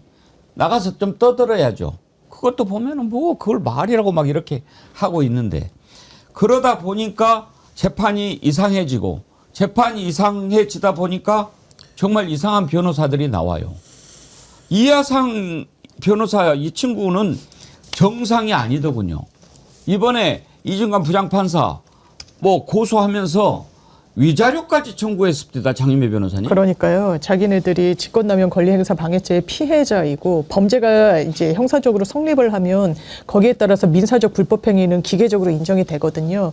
민사상 불법행위는 위자 받는 방법이 돈밖에 없습니다. 그러니까 내가 위자료, 돈으로 그 피해를 받은 부분을 배상받아야 되겠다는 논리를 펴고 있는 건데 형사 이거 그냥 뭐 일각에선 고소 취하하고 마무리해야 된다라고 하는데요. 아니요. 법원 이거 끝까지 한번 이 사람들 공수처에 고발장 넣고 고소장 넣은 거 끝까지 하고 무고로 역으로 고소해야 됩니다. 법의 엄정함을 보여줘야 되고요. 민사도 본인이 패소하면 그 소송 비용 부담에 따른 책임을 본인들이 부담하게 됩니다. 거기에 대해서 이런 금전적으로도 끝까지 해야지 이거 대단히 안 좋은 신호를 이 법조계에 남기는 거고 나쁜 선례를 남기는 꼴이 되기 때문에 끝까지 해야 되는 겁니다. 위자료 같은 소리 하고 있어요. 지금 법원행정처가 결국은 고발을 했는데 아주 기고만장이에요. 사실은 제가 보기에는 겁먹은 개가 짖는 것에 불과하다고 보는데요. 뭐 무슨 뭐 진격의 변호사들. 진격의 변호사들 그게 자기 채널인가 봐요. 그거 뭐 어떻게 좀 올려보려고 그러는 게 아닌가 싶은데 혼자서 또 막 떠들어대는데 여러분 조금 참고 한번 들어보실랍니까? 옛날에 일제시대 순사만도 못한 놈들이죠. 실제로 일본 제국주의 시대의 판사들은 저렇게 안 했습니다. 우리 조선 사람들 중에서 그 독립운동하다 잡혀온 사람들에서 법대로 했습니다. 일본 제국주의가 그렇기 때문에 일본이 선진국이 되는 겁니다. 근데 우리는 진관이 같은 놈을 데리고 있으니까 우리가 선진국이 못 되는 거죠. 저 가짜는 놈이 안경 쓴 키 작은 남자라고 써놓고서 그 지 얘기인지도 모르고 얼마나 어리석은 인간입니까 저자가. 진관아 딴 데 가서 징징거리지 말고 우리하고 1대1로 한번 붙어보자. 너 뭐 판사라고 권력 있다고 떵떵거리고 있잖아 지금. 1대1로 한번 붙어보자. 뭐 법원장한테 쫓아가서 징징거리고 있냐 애가. 진관이 있지 않습니까? 진관이나 제매 같은 놈. 진관이한테 제가 진짜 욕하면 이놈은 오줌 싸면서 뒤로 까무러칩니다. 제가 진짜 그 정도로 욕 잘합니다. 이 새끼 저 새끼는 욕이 아니죠 사실은요. 진관이 저놈 저런 어리버리한 놈한테 제가 진짜 저놈한테 딱 가서 욕하면 저 오줌 싸면서 자빠집니다. 저 변호사 맞아요. 그러니까 이제 이게 대한변협에서도 변호사 징계권이 있는데 지금 여기에 대해서 전혀 움직임이 없다는 것도 참 통탄스러운 일이고요. 무엇보다도 지금 변호사의 자격을 가지고 지금 법정을 무대로 지금 저 또라이 짓을 하고 있는 거거든요. 어떻게 보면 현직 판사에 대해 가지고 저런 식의 난동, 깽판을 부리는 그 무대로 지금 삼고 있을 뿐만 아니라 이게 지금 중계까지 되는 것을 또 활용해 가지고 본인들의 지금 정치질을 하고 있는 거 아니겠습니까? 근데 여기에 대해서 저는 근본적인 책임은 법원에서 지금 이진관 재판장만 저렇게 혼자 열심히 일을 할 게 아니라 다른 재판장들도 똑같이 엄정하게 법정 질서를 유지하는 데 노력을 해야 되는데 지금 노력을 안 하고 있지 않습니까? 그렇다면 그런 판사들에 대해서는 징계를 하거나 직무배제를 하거나 나름의 법원의 사무행정권을 발동을 해야 되는데 서울중앙지방법원장도 또 법원행정처장도 대법원장도 다 손 놓고 있습니다. 최근에 나온 게 이제 그 법원에서나 법원행정처에서 뭐 고발하겠다 이 정도인데 그거 가지고 안 되죠. 저걸 진압을 해야 될 책임과 권한이 법원에 있지 않습니까? 그렇기 때문에 저는 지금까지 저 뭐 진격의 변호인단인지 뭔지 한 저 사람들에 대해서 이 지경까지 만든 데에는 전 사법부의 책임이 가장 크고, 두 번째로는 변협의 이 직무유기 행태가 전 두 가지가 지금 복합적으로 만들어낸 결과 아니냐라는 생각이 듭니다.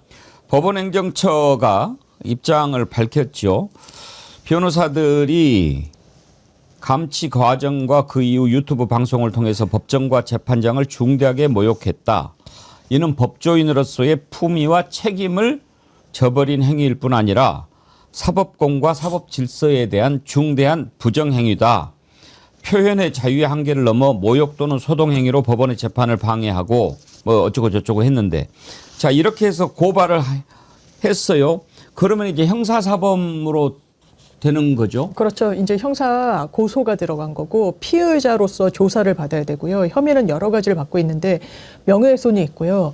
명예훼손이 한 건이 아니라, 왜냐하면 진격의 변호사들이란 유튜브 채널 지금도 고소 들어가니까 그거는 비공개로 전환했다라고 하는데, 반성할지 모르고 명예훼손이란 건 다 하나하나가 횟수예요. 한 발언 하나가 하나, 둘, 셋, 넷 다 카운트가 되는 겁니다. 그런데 또 감치가 정지된 이후에 직후에 했던 출연이 있고, 지금 여러분들이 보신 추가 23일 영상이 있는 거예요. 더 모욕적이에요. 명예훼손, 모욕, 그리고 법정소란죄라는 게 있습니다. 법정소동이라고 형법에 되어 있는데, 그 범죄에도 해당할 여지가 매우 높아서 다 하면은 이거는 이례적인 거예요. 비난 가능성이 매우 높은 거예요. 왜냐하면 명예훼손도 만약에 기자가 그 대상이 되면 기사를 얼마나 게시해놨는지도 다 이 양형에 참작이 되거든요. 근데 잘못했다라고 인지하고 그런 언론의 문매가 있는데도 또 출연해가지고 명예훼손 모욕을 더 수위 높게 했어요. 이거는 되게 엄벌을 면치 못할 상황으로 본인들이 자초하고 있는 것 같습니다. 이번에 지금 법원행정처가 이하상, 권우현 두 변호사를 고발했는데 유승수 변호사 이자도 사실은 좀 고발 대상이 아닌가 싶어요. 법정에서 이자가 보였던 행동도 저런 걸 법정에서 막 떠들어대는데 재판장이 가만히 있는 것도 이해가 안 가더군요. 한번 들어보시겠습니까? 재판장님, 그리고 재판장님께서도 잘 아시겠지만 특검이라고 하는 조은석은 단 한 차례도 재판에 출석한 바가 없습니다. 제가 높은 확률로 지금 조은석은 사무실에 놀고 있을 겁니다. 나오라고 하십시오. 지금 그래, 조은석이 나오면 되겠네. 조은석의 자리를 지위를 보장하기 위해서 보충적으로 특별검사부가 있는 거지. 조은석은 아무것도 안 해도 되고 나머지들 시켜가지고 그냥 지위도 애매한 파견검사들까지 나와가지고 이 조은석 시다발이 하라고 이렇게 법을 만들어놓은 거예요. 저분 이름이 뭔지 모르겠는데 계속해서 이렇게 검사들이나 특검을 모독하는 발언을 하시면 제시 좀 해주십시오. 이재명하고 조은석을 비판하면 자기를 모독했다고 하는 검사는 이재명과 조은석의 한옥을 받아서 이 사건 수행하고 있는 거예요. 특검법이 출석을 시켜주십시오. 개정 시간은 특별검사가 올라옵니다. 특별검사가 왜 못 옵니까? 모든 사건에 특별검사부만 내보내고, 그리고 특별검사는 아무것도 안 합니다, 지금. 지금 저 유승수, 이하상 막 짜고 막 저렇게 하는데 아마 지금 저 재판장이 한상진 부장판사일 거예요. 그렇죠? 한성진. 왜 가만히 있어요? 그러니까 권한을 가지고 있는 사람이 책임을 안 지고 저렇게 구경만 하고 있으니까 불이 더 번지는 거죠. 불 끌 책임이 있으면 가서 꺼야 되지 않겠습니까? 완전 오락사회 보는 판사, 가만히 있는 판사, 저런 것이 무슨 재판장입니까? 그냥 내만 하고 있어요. 저게 무슨 소송 지휘입니까, 저게? 이중관 부장판사가 얘기했어요. 재판정의 질서 유지는 임무라고, 의무라고. 맞습니다. 예. 아니, 그걸 바로잡지 않으면 그 진격의 변호인단인지 뭔지 한 그 그룹에서 더 난리치지 않겠습니까? 저는 저 사람들은요, 지금 이것도 좀 짚어야 되는 게, 오히려 감치당하는 걸 더 바라고 있을 수도 있습니다. 그러니까 이 부분은 뭐냐면, 우리의 형벌 체계가 오히려 처벌을 당하면 본인에게 이익이 된다는 걸 지금 가르쳐 주고 있는 거예요. 반대로 해석하면, 지금 저자들에 대해서는 다시는 사회활동 못할 정도의 벌을 내려야 되는 겁니다. 그래야 그 벌이 효과를 내거든요. 그러니까 위하 효과가 있는 건데, 저는 지금 징계도 안 하고 소송 지휘도 안 하고 구경만 하고 앉아 있으니까 더 심각해지는 상황까지 왔고, 오히려 저자들을 감치하거나 처벌을 했을 때 오히려 저자들의 그 의도를 도와주는 이런 우스꽝스러운 상황이 되기 때문에, 저는 가장 우리가 할 수 있는 엄정한 엄단의 처벌을 저는 내려야 된다, 그렇게 봅니다. 아니 뭐 시다발이니 뭐 왜 조은석은 안 나오느냐니 막 이렇게 따지면 제지를 하든지, 오죽하면 특검 쪽에서 제지하라고 얘기를 하지 않습니까? 근데 팩트 체크부터 해봅시다. 장유미 변호사님. 네. 조은석 특검이 꼭 나와야 됩니까? 아니요. 특검은 특검 이러해서 뭐 그냥 일반 검사도 파견 검사도 거기 수사관도 뭐 특검의 일원이긴 하지만 특검은 한 명인 거예요. 이 내란 특검, 김건희 특검, 최상병 특검에 각각 그 조은석, 뭐 민중기 이런 식으로 특검은 한 명이 있고 이 특검은 하나의 단체처럼 공소유지를 할 때 특검이 반드시 그러니까 조은석 특검이 공소유지를 하러 공판장에 나올 의무가 있는 건 아니에요. 그러니까 아무것도 아닌 일로 소란을 피우고 트집을 잡아서 지연책을 쓰는 거예요. 그리고 정치 선전선동을 하고 그 와중에 김용현은 뭘 한다는 겁니까? 쌍따봉을 날린다는 거 아닙니까? 거기에 대해서 제가 최근에 갔던 그 재판에서는요.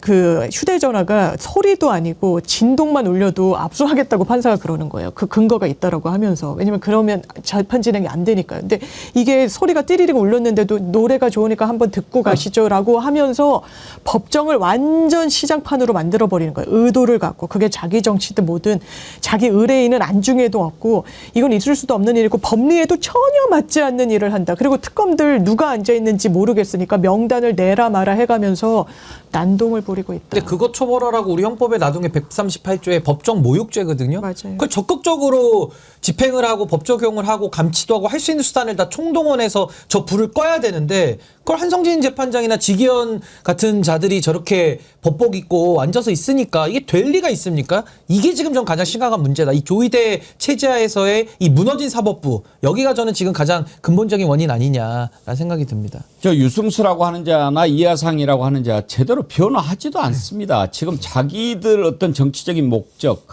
이하상도 뭐 정광훈과 짜고 정치를 했지만요. 유승수 이자도 지난번 탄핵 과정에서 헌법재판관들을 향해서 빨갱이라고 얘기했던 자입니다. 헌법재판관 3명 좌익 빨갱이 불공정 재판관들 이런 식으로 얘기를 했던 자죠. 네. 그리고 이 유승수 지금 이하상 원래 이제 개명 전에 이명규였죠. 네, 이분들이 같이 하는 게 이제 진격의 변호사들, 그렇군요. 예, 여성 변호사까지 3명이 지금 유튜브 같이 하고 있거든요. 네, 저는 이 국면에서 한번 짚고 나가야 될 부분은 가장 문제가 있는 조직이 법원행정처예요, 지금. 이게 벌써 저 난동이 난 게 지난주 11월 17일이에요. 네. 오늘로 9일 차입니다. 근데 뭐 하고 있다가 일주일 내내 쳐다보고 있었어요, 이거를. 그러니까 지금 재판을 보시면 이 시청자분들은 저거를 쪼개서 안 봐서 그렇지 하나는 내란 재판이었고 또 하나는 특수고무 집행방해 때문에 다른 재판이었어요. 그리고 한덕수 재판. 김용현 쪽의 변호인들이 모든 재판장에 오가면서 지금 난장판을 만들고 있거든요. 그럼 저런 거 나왔을 때 사실 일반인들 재판에 저렇게 했어봐요. 다음날 바로 구속됩니다, 잘못하면. 바로 행정처에서 나오고 형량 높아지고. 근데 이거를 일주일 내내 입장문 하나 없이 어제 오후에서야 나왔어요. 진짜 빠르죠, 사실은. 이게 지금 조이대 커트가 아주 심각한 문제를 갖고 있는 겁니다. 아니 그래서 지금 법원 노조에서도 조이대 관련된 설문조사에서 78%가 지금 직 나가라는 거 방 빼라는 겁니다, 지금. 그러니까 그 정도로 지금 신임을 잃고 할 일을 하지 않고 있는데 행정처도 권한을 갖고 있는데 놀고 있고 그리고 대법원도 가만히 있고 그러니 지금 법원의 질서가 유지가 되겠습니까? 지금 이직만 재판장 혼자서 고군분투하고 있는 거예요. 그러니까 국민들이 더 마음이 짠하고 더 응원을 주고 싶은 것이죠, 사실은. 제대로 된 일을 하는 사람이 딱 한 명밖에 없으니까요. 김박박디라라님 한마디만 정리하고 가겠습니다. 윤석열이 정권을 잡으면서 사회가 천박해졌고 사람들이 사회적 수치심을 잃었습니다. 그 증거가 바로 이하상 유승수입니다. 공감합니다. 그러면서 슈퍼챗 보내주셨는데 감사드립니다. 최송아님 정당 바로 세우기 신인규 대표님 응원합니다 하면서 슈퍼챗 보내주셨는데 고맙습니다. 아유, 신인규 감사합니다. 대표님이 고맙다고 얘기했습니다. 감사합니다. 예. 노병정어리님 이번에 그 아이디 바꾸신 거죠? 태경정님. 여러분 백운기 앵커 뚜껑 열리기 일보 직전입니다. 열도 시킬 겸 구독 좋아요 많이 눌러주세요. 예. 또 동시 접속 2만 명이 넘었는데 좋아요가 많이 안 되는 아주 신기한 현상이 일어났습니다.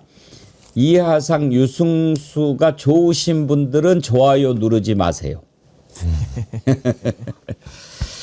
참 법원 행정처 이런 법원 행정처 필요 없죠. 그리고 법원 행정처 여러분들이 잘 모르시는 분들이 이제는 많이 알게 되셨지만 법원 행정처라고 하는 데가 엄청난 데입니다.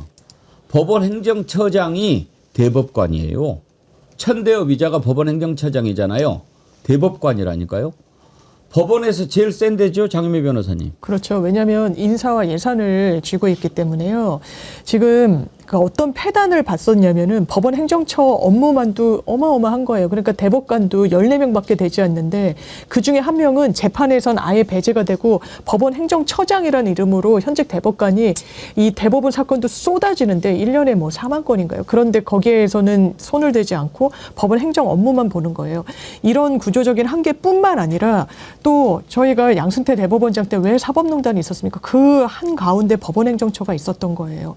인사, 예산 다 틀어주고 있다 보니까 밑에 사실상 그 개별 헌법기관으로서 양심과 법률에 따라 재판을 해야 되는 법관들한테 영향을 미치는 겁니다. 이 친일 재판 이거 이렇게 해. 뭐 야구 선수 심지어 약식 기소한 뭐 이런 건에도 관여를 하고 이랬어요. 이게 말이 됩니까? 이거는 정말 그런데 무죄를 왜 줄줄이 받았냐면요. 그럴 권한이 없다는 거예요. 직권남용이라는 건 직권이 있고 그걸 남용해야 처벌받는 건데 이거 너무너무 잘못했는데도 그러면 안 됨에도 불구하고 직권 자체가 없으니까 무죄 뭐 이러면서 빠져나갔다는 거예요.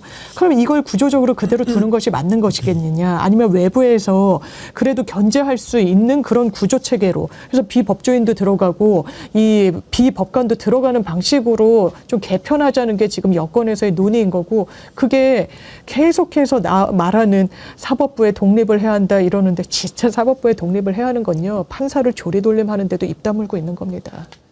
지금 민주당에서 사법개혁 준비하고 있는데 법원 행정처 없애자고 합니다. 100% 찬성합니다. 그리고 대법원장 조희대가 지금 이렇게 불러들인 거죠. 이런 식으로 사법부를 바꿔야 된다라고 하는 게 사실은 진작에 바꿨어야죠. 조희대 같은 놈이 안 나오게.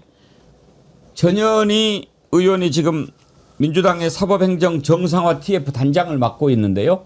발언 한번 들어보시죠.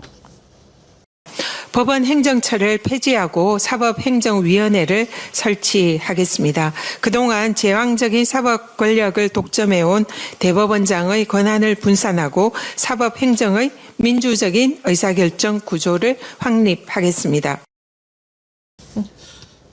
지금 법원 행정처 없애는 것, 그것도 지금 개혁안에 들어있는 거죠?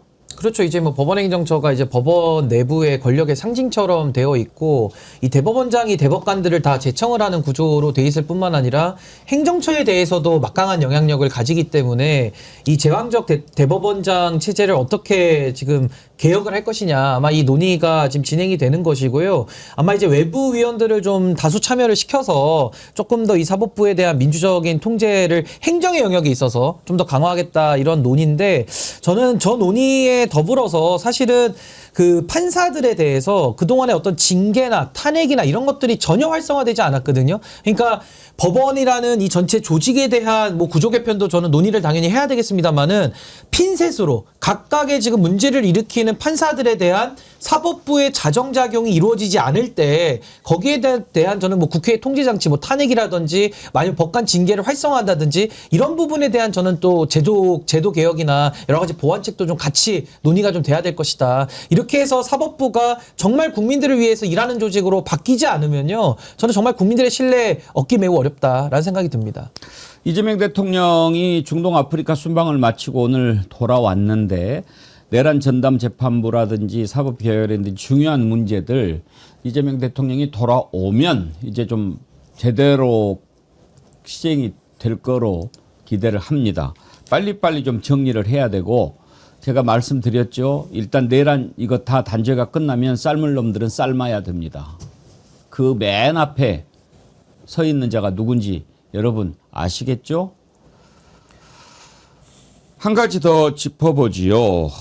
이번에 내란 특검이 아주 중요한 사실을 밝혀냈는데 김건희가요. 박성재 법무부 장관한테 문자를 보낸 게 나왔어요. 텔레그램이었다고 하죠? 텔레그램? 네, 텔레그램. 거기 보면은 뭐 내 수사는 어떻게 되고 있나요? 그다음에 김혜경, 김정숙은 왜 수사 안 하나요? 뭐 이렇게 지금 물어봤다면서요? 네. 이게 벌써 2024년 5월 15일인데 저 때면 사실 이제 한동훈 그 전 장관 나오고 나서 이제 비대위하고 갈등이 좀 있던 시절이에요. 총선 참패하고 나서. 근데 이걸로 추론해 보면 김건희가 직접 수사 지시를 한 거예요, 사실. 네, 그래서 이 말을 계속 이어보면 12월 4일 날 내란 직후에 안가해동도 이 메시지가 만만치 않습니다. 그래서 김주현, 박성재 누구 메시지 받아서 했을까? 이 부분도 이제 수사를 그 4명을 전원 다 사실 원래는 구속 수사를 해야 되는데 지금 이 4명을 잡아내지를 못하고 있어요, 사실상. 그래서 김건희는 아마 저 문자로도 내란의 이제 주요 혐의로 그 지금까지는 김건희 특검에만 있었잖아요. 이제 내란 특검으로 넘어가는 단계거든요. 형이 굉장히 높아질 수 있어요. 이제. 그러니까 안 그래도 어제 이제 내란 특검에서 김건희 특검을 압수수색한 것이 이제 법적인 권한을 득하기 위해서 압수수색이라는 형태를 빌린 것이고 이제는 김건희 특검에 있는 자료를 내란 특검이 이어받는 이제 이어달리기 같은 이제 과정이 이어지는 건데 결국에는 김건희가 수사 사항까지도 다 보고받고 자기에 관련된 사건까지도 좀 지시를 내리는 이런 모든 이제 정황들이 다 물증으로 뒷받침이 되고 나오고 있기 때문에 저는 정말 참담함을 느끼는 게요. 그 안가 4인방 이완규 그리고 김주현, 박성재, 이상린 이자들이 내란에만 관여된 것이 아니라 그 전부터 이 검찰권을 사유화하고 김건희 덮어주고 한 거 국민들이 다 아는데 왜 특검에서는 수사가 안 이루어지고 왜 신병 확보가 안 됩니까? 왜 사법부는 거기에 대해서 그럼 영장 발부를 안 합니까? 저는 이거 덮을 수 없고요. 만약에 특검이 여기서 끝나면 그 다음에 우리 수사기관으로 또 경찰이나 국수본이나 또 공소청으로 넘어가서라도 전 이 부분 끝까지 저는 진상규명해야 된다고 보는 것이고 저 검찰권의 사유와 김건희가 정점으로 돼가지고 행했던 이 지난 5.6의 역사에 대해서 이거 청산 바로 하지 않고서는 저는 정말 대한민국 앞으로 나아갈 수 없다. 정말 기가 막힌 상황들을 우리가 지금 확인하고 있다라고 저는 봅니다. 저 날짜에 주목해야 됩니다. 아까 그 박성재하고 텔레그램 주고받았던 거 보시면 5월 15일입니다. 자, 저 날짜가 어떤 의미가 있는지요. 일단 김건희 비올백 그리고 도이치모터스 이 주가 조작 의혹을 서울중앙지검에서 하지 않았습니까? 그때 이원석 당시 검찰총장이 전담 수사팀을 설치해서 제대로 하겠다 이런 의지를 밝혔어요. 그리고 나서 열 이틀 그러니까 5월 2일 날 이 입장을 밝히니까 12일 후에 갑자기 박성재가 검찰 인사를 단행하는 겁니다. 중앙지검장 바꿔버리고 그래서 그 다음날 이원석 총장이 7초간 침묵으로 항변했죠. 그것도 항변을 7초 동안 침묵이 뭐예요? 이원석이. 어제 단행된 검사장 인사는 1초, 2초, 3초, 5초, 6초, 7초 제가 더 이상 말씀드리지 않겠습니다. 여러분 기억나시죠? 받으려면 제대로 받든지 기계도 없고 그 시간대를 이렇게 쭉 짚어보면 박성재가 김건희 말을 듣고 했을 거다. 그렇죠. 이렇게 추론이 가능하잖아요. 네. 그 인사 이후에 이제 전주에서 이창수 중앙지검장 바로 올라왔고 이창수 중앙지검장 올라온 다음에 김건희 황제 수사 시작됩니다. 그리고 사실상 무혐의로 덮었죠. 네. 그러니까 그 과정에서 이제 이원석 총장은 찍소리도 못해요. 그냥 이도저도 아니게 애매하게 말하고. 근데 그때부터 사실 검찰 쪽도 그 김건희한테 줄을 선 거예요. 그리고 V0가 김건희였다는 게 여기서 여실히 드러나는 거죠. 보통은 이제 뭐 모든 권력이라는 게 남편이 대통령이면 조금 그 친인척 간에 그런 어떤 좀 봐주기 문제가 있을 수 있거든요. 바람직한 건 아닌데 통상 근데 토스를 칩니다. 보통 남편한테 얘기하거나 친척한테 얘기를 해서 남편인 대통령이 그거를 좀 감싸주거나 요렇게 일어나지. 저건 저렇게 노골적으로 일어나는 현상은 저는 처음 봤어요, 진짜로. 노골적으로 본인이 직접. 조국 대표가 그 글을 페이스북에 하나 올렸던데 이 부분은 공감이 가더라고요. 내 수사 최초 지휘도 김건희였을 것이다. 그러면서 법무부 장관은 네네 하면서 따랐을 것이고 윤석열은 응 하면서 따랐을 것이다. 한동훈, 강백신, 어미주는 형수님 하면서 알랑거렸을 것이고 평검사들은 김건희를 중전마마로 받들었을 것이다. 그러지 않았겠어요? 김건희에 대한 이 문자가 나왔던 게 어떤 의미가 있느냐. 결국은 김건희 때문에라도 내란을 일으킨 것이 아니겠느냐. 이런 연결고리가 된다라고 보는 거죠. 근데 이번에 이제 김건희 관련해서 조사하면서 많이 나오잖아요. 지난번에 그런 얘기 했는데 다른 건 몰라도 김건희 특검만큼은 법을 바꿔서라도 수사 기간을 좀 더 연장을 해야 된다. 계속 새로운 게 나오니까요. 김건희가 제일 셌으니까 김건희 관련해서는 아직까지 안 나왔단 말이에요. 그중에서 이제 대표적인 게 우리가 김건희가 남자 관계가 복잡한 것은 알았지만 이준수라고 하는 자 이렇게까지 가까운 사람이 또 있었나? 몰랐단 말이에요. 그런데 우리 이정주 기자님이 이준수 공부를 좀 하셨다고? 아, 예, 제가 이거 좀 이준수 그 씨 파악을 위해서 공항 갔을 때부터 예, 지금 절판됐어요. 이준수가 쓴 책이에요? 예. 이게 세강자의 독학 주식가예라고. 예. 이분 이제 필명이 세강자예요. 예. 그래서 독학 여기 나오는데 제가 여기 굉장히 인상 깊게 생겼어요. 여기 보통 이제 작전주 이 사람이 그 모의 투자 경연대회에서 한 3번 정도 우승을 하거든요. 2003년식인데 그 여러 가지 책 중에 이제 앞에 자기의 색깔이 나오거든요. 자기에 대해서 이렇게 설명해요. 나는 먼지로 돌아가는 인생을 살고 싶지 않다. 어허. 예. 어디서든 내 이름 석자를 오래도록 남기고 싶다. 그러면서 나는 거대한 숲에서 곱게 뻗어나간 한 그루 전나무가 되고 싶다. 예. 이름 하나는 제대로 남긴 것 같아요. 지금 보니까. 거기 보면은 이제 뭐 원래 이 사람이 주식 전문가인가요? 주식 이제 사기꾼이죠, 사실은. 이 모의 투자 하다가 이제 나중에 정식 뭐 애널리스트 이런 건 아니고 주식 관련해서 김건희하고 하기 전에도 이제 소위 말해서 그 M&A 전문가라고 하는데 그 업계에서는 이제 꾼으로 불리거든요. 그래서 그 주가 조작 이번에 이제 다 혐의가 웰바이오텍 이런 사람들하고 같이 주가 조작했던 사람이에요. 그래서 책은 읽어볼만 합니까? 아, 제가 다른 사람들 사지 말라고 제가 여기서 다 엑기스를 예, 라면 받침도 안 되는 쓰레기입니다. 그래서 여기 제가 하나만 알려요. 121페이지에 이런 말이 있어요. 이게 세력 따라잡기라고 이게 무슨 말이냐면 다른 사람들이 주가 조작하는 사람들한테 어떻게 대응해야 되느냐 이 문장인데 이렇게 써 있더라고요. 이왕 존재하는 이들을 원망할 게 아니라 이 세력들 이들의 투자 패턴에 동승한다면 보다 높은 수익을 얻을 수 있을 것이다. 같이 범죄하라 이 소리예요, 이 사람은. 근데 이준수하고 김건희하고 주고받은 문자를 보면 내가 더 비밀을 지키고 싶은 사람이야 막 이렇게 나오잖아요. 네. 혹시 그 문자가 서로 좀 반말투로 돼 있던데 네. 그거는 실제로 그렇게 주고받은 건가요? 실제 반말한 거예요. 실제로 반말했어요? 네, 이준수가 더 나이가 많거든요. 네, 근데 둘 다 이제 반말로 하고 그래서 사실 내밀한 관계라는 게 이제 특검 측에 취재해보면 그 문장이 그냥 나온 게 아니에요. 그러니까 보통 이제 우리가 사적으로 우리가 밖에서 사회적으로 만난 사람이면 나이가 많은 사람한테 상호 존칭을 하거나 말 놓지 못하죠. 근데 말을 놓을 수 있는 관계가 있습니다. 연인 관계가 되면 말을 놓죠. 보통. 네. 연인 관계 되면 대학교 때도 오빠 하다가 서로 5살, 10살도 말 놓잖아요. 그러니까 그 밀접한 관계가 됐을 때 서로 말 놓는 거예요.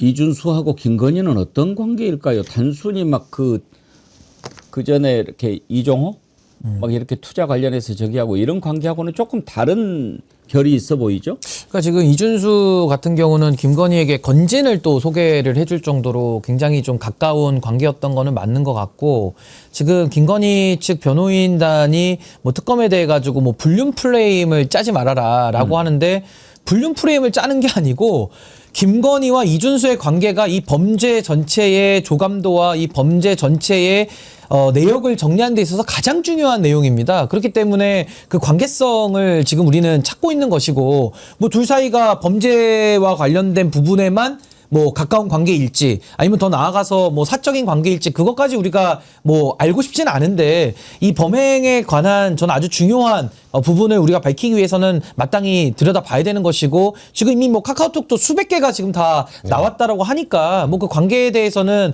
뭐 조만간에는 다 밝혀질 일 아니냐라는 생각이 들고 최근에 또 이준수가 잡혔잖아요. 잡혔기 때문에 여기도 이제 범죄자들의 그 서로의 딜레마 관계, 범죄의 딜레마 관계가 이제 해체가 되기 때문에 아마 이준수도 많은 부분에 있어서는 또 진실 규명에 또 협조할 가능성도 있고 해서 저는 곧 드러날 거라고 봅니다. 근데 어때요? 이번에 그 쭉 조사하는 걸 보면은 검찰이 어떤 식으로 김건희 봐주고 김건희만을 위해서 움직였는지 다 나오잖아요. 그런데 지금 특검이 이번에 문자 공개하고 이런 것은 이것 때문에 윤석열이 내란을 일으켰다는 증거로 삼으려고 하는 것으로 보이지만 이 자체 범죄 아닌가요? 범죄죠. 그러니까 주가 조작도 연루돼 있고 예. 인사청탁 내지는 권력의 사유화를 함께 한 거죠. 예를 들면 이준수 같은 경우는 그동안에 주가 조작에 기술이 있는 사람인데 늘 수사 대상에선 열애로 가 있었거든요. 그럼 이거 누가 봐줬겠느냐. 아까 우리가 김건희가 박성재랑 나눈 텔레그램도 봤습니다만 결국에는 검찰권을 이 윤건희 부부가 사유화했기 때문에 그런 일이 발생된 거 아니겠습니까? 그러면서 저 지금 쩐주들은 돈을 대고 이준수 같은 사람들은 기술을 대가지고 주가 조작이라는 이 자본주의의 적과 같은 이 범행을 지금까지 수차례 해온 거기 때문에 저는 그동안에는 이 사유화된 검찰 권력 하에서는 이 진상이 드러날 수가 없었지만 지금은 윤석열 김건희라고 하는 이 악의 축에 아주 그 근본적인 부분이 지금 무너지고 있기 때문에 저는 지금부터는 이제 수사만 제대로 들어간다고 한다면은 저는 그 전모가 다 드러날 걸로 보여지고요. 아마 그 과정에서 지금 이준수 체포까지 이렇게 왔기 때문에 저는 조금 더 수사기관이 좀 힘을 내서 저 진실을 밝히는데 정말 모든 노력을 다 쏟아야 된다라고 저는 생각합니다. 저는 그자 지금 꼭 한번 추적을 해보고 싶은데 그때 당시에 서울중앙지검 차장검사였죠. 그 최종 무혐의 발표했던 조상원이. 네. 지금 뭐 하고 있어요? 지금은 한번 찾아볼게요. 뭐 변호사 하겠죠. 지금 개업했을 가능성이 높죠. 지금. 근데 그렇게 도망가 있을 때가 아닌데 사실은. 그러니까 왜 그런 자들이 이렇게 그만두고 나와서 변호사 하면서 정관예우 누리면서 이렇게 할 수 있게끔 하냐고요. 그 자체가 얼마나 국민들을 분노하게 만든 범죄 행위였습니까? 그러니까 지금 이 내란이 정리가 안 됐다라는 게 지금 군 관련된 사람들만 수사가 됐을 뿐이고 법무검찰 쪽 그리고 국민의힘 쪽 그리고 사법부 쪽 이쪽은 지금 손도 못 댄 겁니다. 지금 사실은. 그렇기 때문에 이제 가야 될 길이 좀 멀게 남아있지 않나 라는 생각이 듭니다. 신 변호사 말대로 이준수 씨의 문제는 사실 같이 주가 조작을 했니 이 정도 범죄가 문제가 아니라 이 사람이 2013년 그 11년 1차 때부터 모든 법망을 피해가요. 그러니까 윤석열의 당시 여주시청장 그리고 대구에 가 있었죠. 윤석열 어떤 사단과 검찰끼리 서로 봐주기 이런 특권이 아니면 절대 피할 수 없습니다. 근데 이분이 심지어 음주운전 때 걸려가지고 자기가 반부패 현재 2부에 나 아는 사람이 있는데 오늘 그 사람이 무혐의 받아서 내가 지금 좀 축하 파티 했다. 근데 일단 음주운전 걸린 사람이 경찰에서 반부패 2부를 입에서 읊는다고요? 그러니까 저는 불륜에 대해서는 관심 없어요. 남의 사생활이고 뭐 그 윤석열하고 김건희가 양재동 가서 가정법원 가서 둘이 싸울 문제고 대신에 이준수와 김건희의 관계는 매우 중요한 거죠. 그걸 알아야 지금 이 범죄를 밝힐 수 있지 않겠습니까? 도대체 둘의 관계가 뭐길래 여기까지 지금 이준수는 보호를 받고 법망을 다 피해갔느냐. 이걸 지금 밝히는 게 핵심이기 때문에 김건희가 뭐 찔려서 발끈하는지는 모르겠지만 지금 뭐 불륜 프레임으로 넘어갈 사람 아무도 없습니다. 범죄를 우리는 밝히고자 하는 겁니다, 지금. 전혀 관심 없어요. 근데 지가 왜 김혜경 여사라든지 김정숙 여사 수사는 진척이 없냐고 따지는 거죠? 그러니까 당시에 이제 권력 분화가 좀 있던 시기잖아요. 이제 한동계랑 뭐 이원석 이쪽이 이제 말을 잘 안 듣고 약간 이제 떨어져 나갔는데 본인들이 윤석열 정권이 초반에 가장 많이 의심을 받았던 게 왜 문재인하고 한 몸이냐. 요 부분인데 이제 뒤로 몰리니까 김건희도 극우파 결집에 들어간 것 같더라고요. 분위기가. 하여튼 김건희 때문에 내란 일으켰다. 우리가 내란 일으킬 때부터 알아봤지요. 알겠습니다. 오늘 1부는 여기까지 하고요. 2부에서는 여러분 아주 좋아하시는 부승찬 의원 만나보겠습니다. 오늘 또 국회가 바쁜데도 이렇게 또 시간을 내줬네요. 자, 함께 해주신 신인규 정당 바로서기 대표님, 이정주 CBS 기자님, 장윤미 변호사님 감사합니다. 수고하셨습니다. 감사합니다. 고맙습니다. 네.